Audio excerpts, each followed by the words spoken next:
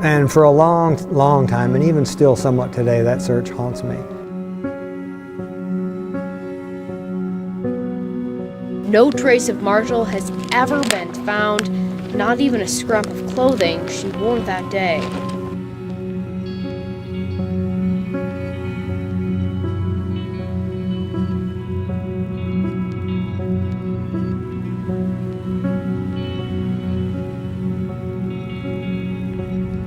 We still have no solid leads.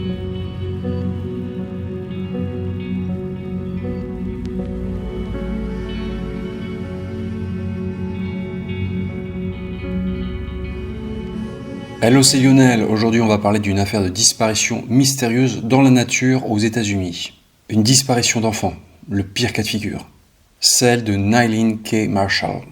Ce qui a démarré comme un agréable pique-nique en famille dans la nature a viré au cauchemar. Et le pire, c'est que vous allez voir que ça n'est pas la seule tragédie qu'a connue la famille Marshall. Donc je vais tout vous raconter dans quelques instants. Mais avant de démarrer, n'oubliez pas de penser à mettre un pouce en l'air et aussi à vous abonner à la chaîne en activant la cloche afin de ne louper aucune future vidéo. C'est la meilleure façon de garantir l'avenir de cette chaîne. Si vous aimez ma chaîne, il faut s'abonner. Voilà, donc merci à vous. Commençons tout de suite avec la présentation des faits. Nous sommes en 1983 à Clancy, une petite île paisible du Montana, dans le comté de Jefferson. À l'époque, Nylene a 4 ans. Son nom d'origine est Nylene K. Briscoe, mais ses parents, Bill et Nancy, ont divorcé peu de temps après sa naissance. Nancy, sa mère, s'est remariée avec un homme nommé Kim Marshall. Nylene K. Marshall a donc grandi avec sa mère, son nouveau père et ses 2 frères et sœurs, son frère aîné Nathan et sa sœur cadette Noreen. Vivant à Alhambra, une bourgade proche de Clancy, entre Helena et Boulder, dans le Montana, les Marshall forment une famille heureuse. D'après ses parents, Nylene est plus qu'une bonne enfant. Elle est angélique. Elle est vraiment l'enfant la plus douce et la plus agréable que l'on puisse imaginer. Pleine de vie, Nylene aime la nature et les animaux. Le samedi 25 juin 1983, la famille Marshall participe à un événement, un pique-nique en plein air organisé par le Capital City Radio Club, un club de radio amateur dont Kim Marshall est membre. Le pique-nique a lieu dans un pré de la forêt nationale d'Helena, à quelques kilomètres de Clancy. Situé dans les montagnes Elkhorn, le site non loin de Warm Springs Creek Road est aussi splendide que sauvage. Nancy et Kim Marshall ont bien sûr emmené avec eux leurs 3 enfants, Nathan, Noreen et Nylene, la petite dernière. Ce samedi-là, il fait un temps superbe. C'est le début de l'été et le ciel est ensoleillé. Dans le pré où a lieu le pique-nique, l'ambiance est bon enfant.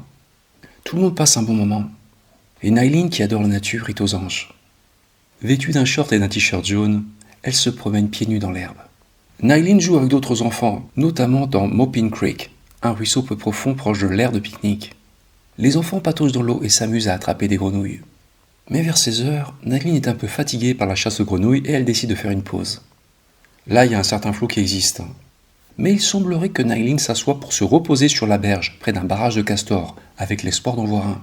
Ses petits camarades la voient assise seule, ils s'écartent un peu pour jouer, mais quand ils reviennent 1 minute plus tard, ils se rendent compte que Nylene n'est plus là. La fillette a disparu. Le groupe d'enfants la cherche un moment, seulement Nylene n'est nulle part. Les enfants vont donc prévenir leurs parents. Informés de la situation, Monsieur et Madame Marshall se lancent aussitôt à la recherche de leur fille.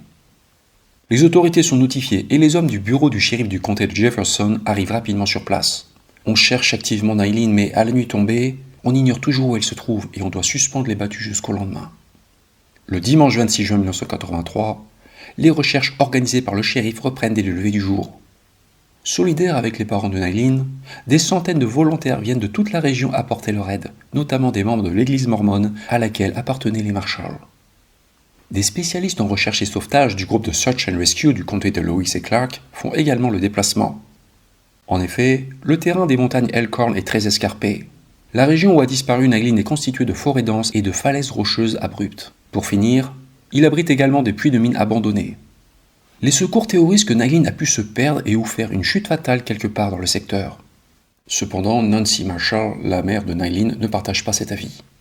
Dès le départ, elle doute beaucoup que Nylene se soit égarée. En effet, Madame Marshall avait appris les bases de la sécurité en plein air à Nylene. Celle-ci savait qu'il ne fallait jamais s'éloigner des autres dans les bois. Par conséquent, Madame Marshall ne croit pas que sa fille se soit perdue. Le lendemain et les jours suivant la disparition de l'enfant, d'importantes fouilles vont être menées dans la forêt nationale d'Helena. D'immenses zones sont passées au peigne fin avec la technique de recherche en grille. D'importantes battues terrestres sont menées avec l'aide de chiens pisteurs. Un chien va d'ailleurs trouver l'odeur de Nylene sur le sol forestier avant de la perdre. Des puits de mine sont inspectés. Des plans d'eau sont sondés avec des plongeurs. On vide même carrément un étang dans lequel on pense que Nylene a pu tomber. On élargit plusieurs fois le périmètre des recherches, mais on ne trouve rien. Les sauveteurs ont beau se fatiguer, ils reviennent toujours bredouilles. Comme il a été écrit dans la presse, les broussailles dans la région sont si épaisses que les secours pourraient passer devant Nylene sans la voir. Il faut savoir aussi qu'en plus, les petits-enfants ont parfois des comportements imprévisibles. Et les enfants les plus jeunes peuvent avoir pour réflexe de se recroqueviller, de se cacher et de ne pas répondre aux appels des adultes. Le 29 juin 1983, les battues n'ont toujours donné aucun résultat. Et on fait venir un médium dans la forêt pour tenter de localiser l'enfant. En vain. Le 30 juin, un hélicoptère de la garde nationale survole la zone pour essayer de repérer quelque chose au sol. L'appareil est équipé d'une caméra infrarouge capable de détecter la signature thermique de tout être vivant au sol, comme un être humain. Seulement, il ne trouve rien. Et manque de chance, la météo commence à se dégrader. 5 jours après la disparition de Nylene, la région connaît des orages accompagnés de fortes pluies. Puis les températures chutent drastiquement. Il neige même sur les montagnes Elkhorn. La forêt nationale d'Helena est recouverte d'une pellicule de neige, ce qui ruine toute possibilité de retrouver le moindre indice. Dans ces conditions, les secours ne voient pas comment Nylene a pu survivre pendant tout ce temps, dans le froid, seule et sans nourriture. Et le shérif va déclarer dans les médias qu'après s'être entretenu avec les autorités médicales de tout le pays, il est pratiquement impossible que Nylene ait survécu avec les basses températures. 9 jours après la disparition de Nylene, le bureau du shérif du comté de Jefferson prend la décision déchirante d'arrêter les recherches. On n'a rien trouvé, aucune trace de pas, aucun cheveu, et pas un seul bout de vêtement qu'elle portait le jour de sa disparition. Si la petite Nylene s'est effectivement égarée dans les bois, c'est étonnant de ne rien avoir trouvé, car les statistiques en matière de recherche et sauvetage montrent que la majorité des enfants perdus qui sont retrouvés le sont à moins de 2,4 km de leur point de départ. Et Nylene n'est peut-être pas partie à des kilomètres parce qu'il faut se rappeler qu'elle était pieds nus. Et pieds nus, c'est très compliqué de marcher sur un terrain forestier et rocailleux. Même si les recherches officielles sont terminées, Monsieur et Madame Marshall vont bien entendu continuer de rechercher leur fille par la suite. Il faut comprendre que pour les parents d'enfants disparus, il est impensable d'arrêter les recherches au bout de 10 jours. Il y a toujours un doute affreux qui subsiste. Les parents se disent, si ça se trouve, elle est dans telle zone qui n'a pas encore été fouillée ou telle autre. Voyez, donc c'est une véritable torture mentale. Et pour Monsieur et Madame Marshall, ça n'est que le début du cauchemar, car des informations sinistres vont émerger dans cette affaire. Comme déjà dit, au départ, le bureau du shérif a privilégié la piste accidentelle. Il a même écarté l'hypothèse d'un acte criminel, qu'il s'agisse d'un meurtre ou d'un enlèvement, pour une raison pratique. La zone où Nylene a disparu est tellement isolée que ça ne leur paraissait pas crédible.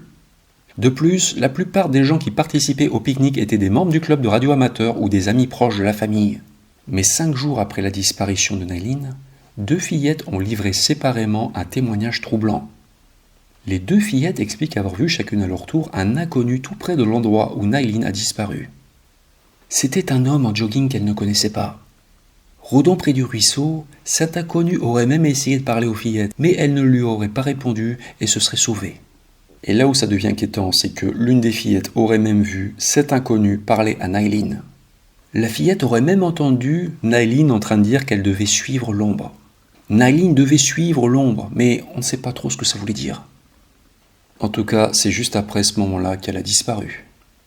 Même si elles se sont focalisées depuis le début de l'affaire sur la piste accidentelle, les forces de l'ordre vont quand même prendre en compte ce signalement. Sachant qu'on n'a pas trouvé Nylene dans les bois, le bureau du shérif est contraint d'envisager d'autres scénarios, comme celui d'un kidnapping. Peut-être que cet homme en jogging a pris Nylene. Et peut-être qu'il a proposé à Nylene de jouer au jeu « Suivre l'ombre » pour l'attirer dans un coin isolé et l'enlever. Les hommes du shérif vont étudier ce double témoignage, mais ils ne parviendront pas à identifier cet inconnu et à déterminer s'il a joué un rôle dans la disparition de Nylene. Pour Monsieur et Madame Marshall, il est tout à fait clair que Nylene a été enlevée. Ils croient cette thèse depuis le début, et ils vont tout faire pour médiatiser l'affaire. Des dépliants avec la photo de la fillette vont être envoyés partout aux États-Unis. L'avis de recherche concernant Nylene va être diffusé sur des panneaux d'affichage et des milliers de bouteilles de lait vendues dans le pays. Cette publicité au niveau national de la disparition de la petite Nylene va produire quelques pistes, mais elles vont toutes mener dans une impasse. 9 mois après la disparition de Nylene, Kim et Nancy Marshall emploient les services du docteur John Watkins, un psychologue américain connu pour son travail dans le domaine de l'hypnose. Le docteur Watkins hypnose 7 personnes qui se trouvaient à proximité de Nylene lors de sa disparition afin de recueillir leurs souvenirs. Mais ça ne permettra pas de résoudre l'affaire. De leur côté, les parents de Nylene se démènent. Ils vont même créer un organisme à but non lucratif nommé Big Sky Rescue Dogs pour entraîner des chiens de sauvetage très utiles dans ce type d'affaires. 4 mois après la disparition de Nylene, la télévision américaine diffuse le téléfilm Adam, décrivant l'enlèvement et le meurtre d'Adam Walsh, un enfant de Floride en 1981. Une affaire qui avait fait grand bruit à l'époque. Et après la diffusion du téléfilm, 55 photos d'enfants disparus sont projetées à l'écran, notamment celle de Nylene K. Marshall. Par la suite, le FBI apporte son aide au bureau du shérif du comté de Jefferson. Il faut rappeler que la police fédérale américaine est compétente pour toutes les affaires de kidnapping concernant des mineurs. Mais malgré l'aide du FBI, l'enquête relative à la disparition de Nylene Marshall piétine. L'affaire va toutefois être relancée par un événement inattendu fin 1985. Le 7 novembre 1985, le Système national américain des personnes disparues et non identifiées, NAMUS, reçoit un appel téléphonique. À l'autre bout du fil, un homme affirme avoir enlevé une fille nommée Kay, le second prénom de Nylene. 2 mois plus tard, la police du Wisconsin reçoit une lettre anonyme dactylographiée. Je vais maintenant vous lire le contenu de cette lettre. J'ai ramassé Kay sur la route dans la région d'Elkhorn Park, entre Helena et Boulder.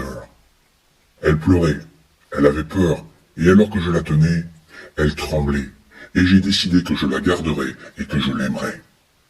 Je l'ai ramenée chez moi. J'ai un bon revenu d'investissement et je peux travailler à la maison, donc je m'occupe d'elle moi-même tout le temps.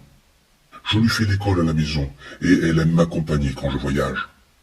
Ses cheveux sont courts et bouclés maintenant, et elle a vraiment grandi. Elle mesure environ 1m14 et pèse 23 kg. Elle a actuellement ses 4 incisives supérieures permanentes et 2 de ses incisives inférieures. Elle prend un bain et se brosse les dents tous les jours. Son repas préféré est la pizza et les cerises. Elle se fera un plaisir de vous raconter ses voyages à San Francisco, New York, Oklahoma City, la Nouvelle-Orléans, Nashville, Chicago, Puerto Rico et au Canada. Nous étions même en Grande-Bretagne pendant 1 mois l'an dernier et elle a adoré. Personne ne pose de questions sur les passeports. Cela ne l'affecte pas physiquement. Je ne l'ai jamais molestée d'une autre manière. C'est une gentille petite fille, et c'est parce que j'ai appris à l'aimer que je me rends compte à quel point sa famille doit lui manquer. Mais elle s'est adaptée et semble heureuse. Elle me fait confiance et n'a pas peur. Nous jouons beaucoup, et elle rit quand nous faisons le clown. Elle sourit et agit timidement quand je la taquine. Elle rigole quand nous nous blottissons et me serre dans ses bras parfois sans raison apparente. Je l'aime et je l'ai. Je ne peux pas la laisser partir. Donc vous venez d'entendre le contenu de cette lettre plutôt perturbante qui a été envoyée donc par une personne anonyme. Et cette lettre contient aussi une phrase où l'on comprend clairement que la relation entre cet homme qui aurait kidnappé Nylene et l'enfant n'est pas platonique. Je ne vous citerai pas cette phrase, ça n'est pas nécessaire, mais il est évident que cet homme ne se contente pas de faire de simples câlins à Nylene. C'est un grand malade et un pervers. Ce qui est intéressant, c'est que cette lettre anonyme portait le cachet de la poste de Madison, une ville du Wisconsin à 2092 km et 20 heures de voiture du lieu de la disparition de Nylene dans le Montana. Si cette lettre contient des informations authentiques, ça voudrait donc dire que Nylene est séquestrée à plus de 2000 km du lieu où elle a disparu. Et cette lettre ne sera pas la seule. En 1986, Child Find of America Incorporation ainsi que le National Center for Missing and Exploited Children, 2 organisations à but non lucratif luttant contre les disparitions d'enfants, reçoivent des appels téléphoniques et des lettres d'un homme prétendant avoir enlevé Nylene. La police va faire des analyses techniques et réussir à retracer les appels jusqu'à une cabine téléphonique de Edgerton, près de Madison, toujours dans le Wisconsin. Cependant, les appels cesseront peu de temps après. On ignore si l'auteur de ces lettres et de ces appels anonymes était la même personne, parce que la police n'a jamais réussi à l'identifier. Et il faut dire qu'un certain doute plane sur la véracité des informations contenues dans la première lettre. Au fond, l'auteur de la lettre n'a fourni aucune preuve solide, incontestable, qu'il détenait effectivement Nylin. Il pourrait juste s'agir d'un détraqué qui s'amuse juste à tourmenter la famille Marshall et qui cherche aussi à attirer l'attention. On sait que ça peut arriver dans ce type d'affaires. À cette époque, les forces de l'ordre qui continuent d'enquêter sur l'affaire reçoivent de nouvelles informations en provenance du public. Un témoin rapporte avoir vu une fille ressemblant à Nylin dans un restaurant de Janesville, dans le Wisconsin, l'état d'où provenaient les lettres et appels anonymes. Mais après vérification, la police va découvrir qu'il s'agit encore une fois d'une fausse piste. Parmi les autres tuyaux reçus par la police, un homme affirme avoir assassiné Nylin et jeté son corps dans un puits de mine près d'Helena. Le puits de cette mine sera fouillé, mais on n'y trouvera rien. L'homme qui s'accusait d'avoir ôté la vie à Nylin a été maintes fois questionné et la police s'est rendu compte que finalement c'était de faux aveux. C'était ce qu'on pourrait appeler maintenant un mytho, quoi. En novembre 1991, l'émission américaine Unsolved Mysteries consacre un épisode à l'affaire. L'émission mentionne pour la première fois les lettres et les appels téléphoniques anonymes qui n'avaient jamais été rendus publics jusqu'à présent. Et ce regain d'attention pour la disparition de Nylin K. Marshall va produire de nouveaux témoignages.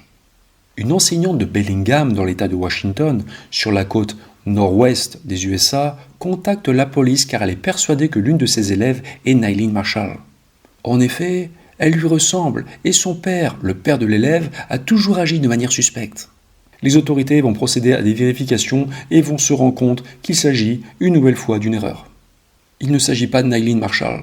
Néanmoins, cette élève est une autre enfant disparue nommée Monica Bonilla.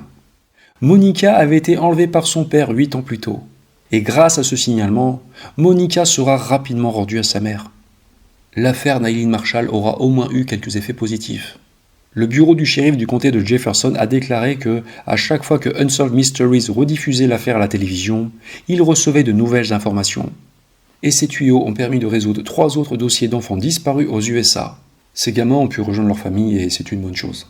Au fil des ans, l'affaire Nylin Marshall va connaître de nouveaux rebondissements. En août 1991, un habitant d'Helena nommé Richard James Wilson se rend à la police en clamant qu'il a tué Nylin. Mais Wilson avait des antécédents de maladie mentale. Les hommes du shérif ont fouillé l'endroit où Wilson prétendait avoir enterré les restes de Nylin et on n'a bien sûr rien trouvé. C'était encore une fois de fausses déclarations. Je ne peux pas toutes les mentionner, mais d'autres pistes ont encore été suivies dans cette affaire. On a par exemple dit à monsieur et madame Marshall qu'une photo d'une fille ressemblant étroitement à Nylin avait été trouvée avec d'autres photos dans un endroit où un suspect avait apparemment été. Le National Center for Missing and Exploited Children n'a pas dit qu'il s'agissait à coup sûr de Nylin. Néanmoins, il a déclaré que parmi les milliers d'enfants figurant sur leur liste, cette fille ressemblait plus à Nylin Marshall qu'à n'importe qui d'autre. Pour la famille Marshall, la recherche de leur petite fille disparue est un long chemin de croix qui, vous allez le voir, va se terminer de la plus sombre des manières. Dans les années suivant la disparition de leur fille, Nancy et Kim Marshall continuent de se battre pour faire avancer les investigations. 10 ans après le drame, ils veulent que le FBI fasse un portrait vieilli de Nylin. Toutes les photos de leur fille qu'ils ont envoyées au FBI pour faire ce portrait vieilli sont détruites dans un incendie. Citons une énième piste suivie par la police dans cette affaire. Plusieurs années après la disparition de Nylin, son oncle tombe par hasard sur un dessin composite d'un couple recherché dans un autre état pour un enlèvement d'enfants. Et ces visages lui rappellent un souvenir. D'après l'oncle, ils ressemblent beaucoup à ceux d'un couple qu'il avait vu dans la forêt nationale d'Helena le premier jour de la recherche de Nylin. Malheureusement, cette intuition ne sera pas confirmée. On ne parviendra jamais à savoir si ce couple était effectivement sur les lieux de la disparition de Nylin en 1983. En 1995, 12 ans après la disparition de Nylin, la famille Marshall va être frappée par une nouvelle tragédie. Un drame inimaginable. 1 an plus tôt, en 1994, la famille Marshall avait quitté les USA pour vivre au Japon suite à une mutation professionnelle de M. Marshall. Donc pendant 1 an, la nouvelle vie des Marshall au Japon se déroule bien. Mais en 1995, M. Marshall est contraint de changer encore une fois de lieu de travail et de s'installer cette fois au Mexique. Et pendant que M. Marshall et ses enfants, Nathan et Noreen, sont au Japon pour préparer leur déménagement, Nancy Marshall part seule à Mexico pour prospecter et trouver une nouvelle maison pour la famille. Un peu plus tard, M. Marshall était avec ses enfants à l'aéroport de Tokyo, prêt à s'envoler pour le Mexique et à rejoindre son épouse, quand il reçoit un appel téléphonique terrifiant. Il apprend que sa femme, Nancy Marshall, a été retrouvée morte dans sa chambre d'hôtel à Mexico. Donc évidemment, Monsieur Marshall, là, il est complètement perdu, quoi. Enfin, c'est le monde qui s'écroule, hein. Il essaie d'en apprendre plus sur ce qui s'est passé. Et on lui explique que la veille, Nancy aurait passé la soirée avec des amis et qu'elle était apparemment de bonne humeur.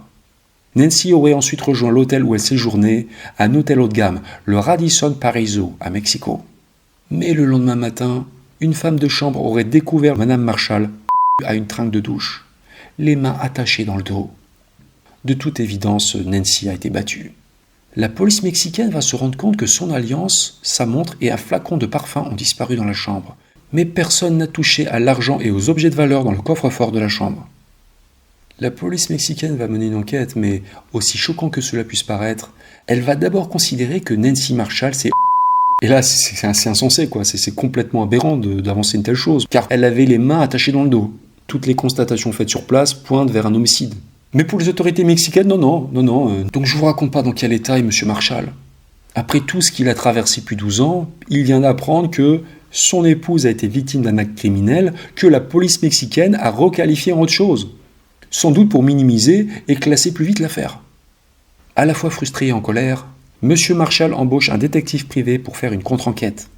Cependant, le département d'État américain lui conseille de ne pas contester les conclusions des autorités mexicaines, car ça empêcherait le rapatriement du corps de Nancy aux USA pour l'enterrement. Bien que convaincu que la mort de sa femme est un meurtre, Kim Marshall n'insiste pas parce que, comme il le déclare lui-même, il refuse de laisser son corps pourrir dans une morgue mexicaine. Le corps de Nancy Marshall va donc être rendu à la famille, transféré aux USA jusqu'au Texas où elle sera enterrée. Par la suite, M. Marshall se retrouve seul. Avec ses 2 enfants, mais bon, il a perdu son épouse et sa fille cadette. Mais l'enquête sur la disparition de Nayleen Marshall continue. Et le dernier événement marquant date de 1997, 15 ans après la disparition de Nayleen. Un homme et une femme enceinte entrent dans un hôpital de la Nouvelle-Orléans en Louisiane. La femme sur le point d'accoucher a 19 ans. Et comme le veut la procédure, le personnel hospitalier lui demande des informations personnelles. Et la jeune femme leur dit s'appeler Elena, comme le nom de la forêt nationale où avait disparu la petite Nayleen. Cette jeune femme enceinte leur dit aussi que sa mère s'appelait Nayleen. Encore une coïncidence. Mais en fait, elle n'en est pas sûre, car elle se souvient très peu de son enfance. Elle explique aussi qu'elle a grandi dans un autre pays, même si elle n'a aucun accent. Il se trouve que l'une des infirmières qui l'interroge a vu récemment une rediffusion de l'émission Unsolved Mysteries consacrée à l'affaire Nayleen Marshall, et elle a un gros doute. Donc l'infirmière insiste, elle pose d'autres questions, et face à l'insistance de cette infirmière, la femme enceinte et l'homme quittent brusquement l'hôpital. Une attitude pour le moins suspecte. L'infirmière signale l'incident aussitôt à la police, qui est assez bonne sur ce coup-là. Les policiers réussissent à retrouver le couple qui vit à Oklahoma City. L'homme et la femme sont interrogés. La jeune femme enceinte accepte de fournir un échantillon d'ADN. Elle donne cet ADN à des fins de comparaison avec celui du père biologique de Nayleen, Kim Marshall. On ne connaît pas le résultat de cette comparaison ADN, mais il semblerait qu'il s'agissait encore une fois d'une fausse piste, car c'est un fait. L'enquête sur la disparition de Nayleen Marshall reste ouverte. En 2017, le shérif du comté de Jefferson, Craig Doolittle, déclare dans une interview que les forces de l'ordre n'ont toujours aucune piste substantielle dans cette affaire. Ils pédalent toujours dans la choucroute, quoi. Pour les autorités américaines, le dossier reste ouvert et on attend toujours, 40 ans après les faits, le témoignage ou l'information qui permettra de connaître enfin le véritable destin de la petite Nayleen Marshall. Nous avons vu les faits, nous allons maintenant passer à la partie analyse et théorie. Je vais commencer par dire tout d'abord que cette affaire, donc ce cold case de 40 ans, est vraiment très triste. Quand on voit le destin terrible de la famille Marshall, on a du mal à croire que ce soit possible d'avoir autant de malchance. Qu'est-il arrivé à Nayleen Marshall ? C'est très dur de se prononcer, il y a tellement eu de fausses pistes dans cette affaire. Mais nous allons tout de même passer en revue les différentes théories envisageables. Première théorie, la théorie de l'accident. L'hypothèse d'un accident n'a jamais été totalement écartée dans ce dossier. Et cette piste a même été privilégiée au début, rappelez-vous. Mais il y a quand même un élément qui l'affaiblit. Vu que Nayleen était pieds nus, elle n'a théoriquement pas pu aller très très loin sur le sol forestier. Et puis il ne faut pas oublier qu'on était en zone de montagne, il y a des rochers. Je ne sais pas si vous avez déjà essayé de marcher pieds nus dans la nature. Déjà, marcher sur des graviers, c'est pas agréable. Alors sur un terrain rocailleux, mais bon, il faut faire preuve d'honnêteté intellectuelle, c'est vrai qu'un accident a pu arriver. Parce qu'il faut quand même rappeler qu'un certain flou régnait sur les circonstances exactes de la disparition de l'enfant. Il y a eu plusieurs versions des faits. Certains ont dit qu'avant de disparaître, Nylene était assise seule, mais d'autres ont dit qu'elle était partie en fait, parce qu'elle se serait disputée un moment avec ses petits camarades et elle se serait éloignée. On ne peut certainement pas écarter la possibilité que Nylene, qui était une enfant qui aimait la nature, qui était curieuse, pleine de vie, se soit éloignée effectivement pour explorer les alentours, et elle aurait pu se perdre, tout simplement. Comme l'ont dit eux-mêmes les sauveteurs à l'époque, la végétation de la zone de la disparition de l'enfant était tellement épaisse qu'on aurait peut-être pu louper son corps. Et surtout si Nylene est tombée au fond d'un trou. Autre éventualité, la fillette a pu mourir de froid. Car quand elle a disparu, Nylene ne portait sur elle qu'un short et un t-shirt. Mentionnons aussi le phénomène d'enfouissement terminal. Un phénomène dont j'ai parlé dans le passé à l'occasion d'autres affaires. Le phénomène d'enfouissement terminal, en fait, c'est qu'à un certain stade, une personne atteinte d'hypothermie peut être tentée de s'enterrer ou de se recouvrir de feuilles pour essayer de récupérer un peu de chaleur. Par réflexe de survie, les gens peuvent être tentés de s'enterrer eux-mêmes, quoi. Et dans ce cas-là, autant vous dire que c'est très difficile de retrouver leur corps, quoi. Donc si la petite Nylene a effectivement été confrontée à ce phénomène d'enfouissement terminal, c'est peut-être pour ça qu'on ne l'a pas retrouvée. Et vu les températures extrêmement froides la nuit dans les montagnes Elkhorn, surtout à l'époque de la disparition de l'enfant, rappelez-vous qu'il a neigé, c'est peut-être ce qui est arrivé. Deuxième théorie, l'attaque par un animal sauvage. Cette hypothèse est très improbable. Même si la forêt nationale d'Helena abrite des animaux potentiellement dangereux comme des loups, des lions des montagnes et des ours noirs, ce cas de figure est très improbable. Parce qu'en cas d'attaque par un prédateur, en général, c'est une boucherie, on retrouve du sang, on retrouve des traces de lutte, vous retrouvez quasiment une scène de crime dans les bois. On peut penser que si Nylene avait été attaquée par un animal, elle aurait peut-être crié, or là on n'a rien entendu, il y avait quand même des témoins qui étaient pas très loin. Et puis on n'a jamais retrouvé quoi que ce soit de Nylene, ossements, bouts de vêtements, etc. Donc pour toutes ces raisons, on peut vraiment douter de cette hypothèse. Troisième et dernière théorie, l'acte criminel. C'est l'hypothèse qu'ont privilégié les parents de Nylene et aussi les autorités dans un second temps. Et c'est possible. Ceci dit, plusieurs éléments affaiblissent cette théorie. D'abord, il faut rappeler que la zone où a disparu Nylene Marshall est tellement isolée, tellement loin de tout, que voilà pourquoi, pendant longtemps, la police a écarté la piste criminelle. Ils se sont dit que c'était pas possible que quelqu'un vienne de l'extérieur. En plus, il faut rappeler qu'il n'y avait sur place, lors de ce pique-nique, que des gens qui se connaissaient. À part les deux fillettes qui auraient vu un homme étrange en jogging, un homme qui aurait parlé à Nylene avant qu'elle ne disparaisse, personne ne l'a vu. Et si cet homme rôdait effectivement dans le coin, c'est quand même très étonnant que personne ne l'ait vu à un moment donné, quoi. Il faut donc se demander si cet homme existait réellement. Et comme on l'a vu, même s'il y a eu de multiples pistes dans cette affaire, aucune n'a été concluante. Il s'agissait chaque fois d'erreurs, de faux témoignages, etc. Donc rien ne nous permet d'affirmer catégoriquement que Nylene a été victime d'un meurtre ou d'un enlèvement. Reparlons maintenant d'un épisode important dans cette affaire, la série d'appels téléphoniques et de lettres anonymes. Certains ont douté de la véracité du contenu de ces lettres anonymes. Et c'est vrai, à aucun moment, l'auteur de ces lettres n'a fourni la preuve qu'il détenait réellement Nylene. Ce qu'il a dit dans ses lettres était assez vague. C'est pas comme s'il avait fourni dans sa lettre une photo de l'enfant ou alors un mot écrit de sa main.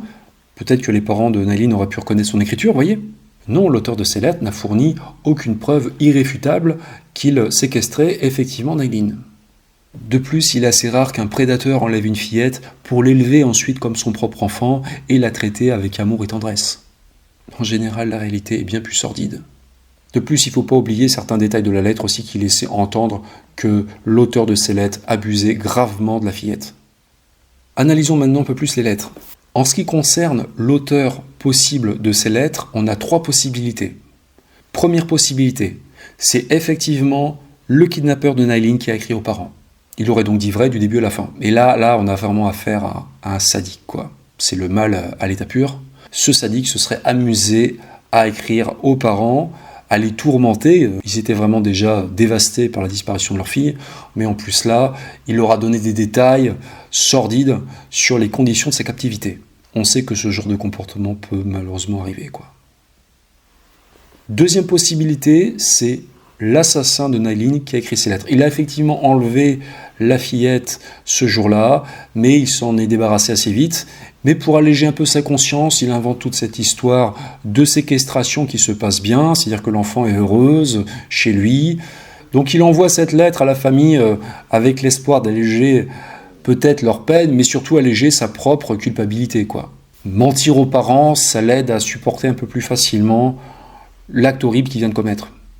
Troisième et dernière possibilité, l'auteur de ces lettres n'a rien à voir avec l'affaire. Il a juste lu des articles dans la presse sur la disparition de Nayline et il s'amuse, entre guillemets, à envoyer des lettres aux parents indirectement pour faire une sorte de canular macabre, mais c'est vraiment terrible de faire ça. C'est terrible parce que ça ne fait qu'augmenter un peu plus le traumatisme de la famille de l'enfant disparu. On sait que ce genre de comportement peut aussi exister, malheureusement. C'est vraiment horrible de faire ça. Et on sait que ce genre de choses est déjà arrivé en France aussi. En ce qui me concerne, je dois dire que je ne sais pas trop quoi penser. Je ne sais pas ce qui est arrivé à Nayline Marshall. En tout cas, si l'auteur de ces lettres anonymes a dit vrai, peut-être que Nayline Marshall est toujours vivante à l'heure actuelle. Elle aurait aujourd'hui 44 ans. Son ravisseur serait, lui, beaucoup plus âgé, évidemment. En admettant qu'il avait 25 ans lors de l'enlèvement, en 1983, il aurait presque 70 ans à l'heure actuelle. Et ce qui est terrible aussi, c'est qu'il faut se dire que si Nayline est toujours vivante à l'heure actuelle, si ça se trouve, elle n'a plus aucun souvenir de sa petite enfance. Elle ne se rappelle même plus avoir été enlevée. Il faut savoir que la majorité des adultes ont leur premier souvenir d'enfance entre 3 et 4 ans. Avant cela, on a presque tout oublié. C'est ce qu'on appelle l'amnésie infantile. Vu que Nayline a disparu à l'âge de 4 ans, il se pourrait qu'elle ait tout oublié de son enlèvement et qu'elle considère même son kidnappeur comme son vrai-père. C'est vraiment absolument terrifiant, quoi. Je dois dire que je n'y crois pas trop quand même, mais bon, c'est tout de même possible. Donc là, sur cette affaire, moi je dois dire que je n'ai pas d'avis définitif. Je vais vous laisser vous faire votre propre opinion. D'ailleurs, si vous avez votre propre théorie, n'hésitez pas à la mettre dans les commentaires sous cette vidéo, c'est toujours intéressant de vous lire. Moi, je ne sais pas ce qui est arrivé à Nayline Marshall, parce qu'effectivement, pour chaque théorie, il y a des éléments pour et des éléments contre. Donc c'est à chacun de se faire son propre opinion. Donc pour terminer, grosse pensée à la famille de Nayline Marshall, qui a vraiment connu l'enfer, comme beaucoup de familles de disparus, mais vraiment là, on a atteint des niveaux rarement égalés dans l'horreur. Donc grosse pensée évidemment à la petite Nayline, si jamais elle a quitté le monde des vivants en 1983. Espérons qu'elle repose en paix là où elle est, tout comme sa maman aussi, Nancy Marshall, qui vraiment a connu une fin aussi atroce finalement. Je pense que l'affaire de la disparition de Nayline Marshall, c'est le type d'affaire vraiment irrésolue qui hante les enquêteurs de police et aussi ceux qui les étudient. Voilà. Je trouve que c'était important de raconter l'histoire de Nayline Marshall, lui rendre un petit hommage, même 40 ans après les faits. Et cette affaire nous montre une fois encore que même quand on va participer à des événements un petit peu anodins, comme faire un pique-nique dans la nature, il faut toujours rester prudent parce que ça peut malheureusement basculer au drame.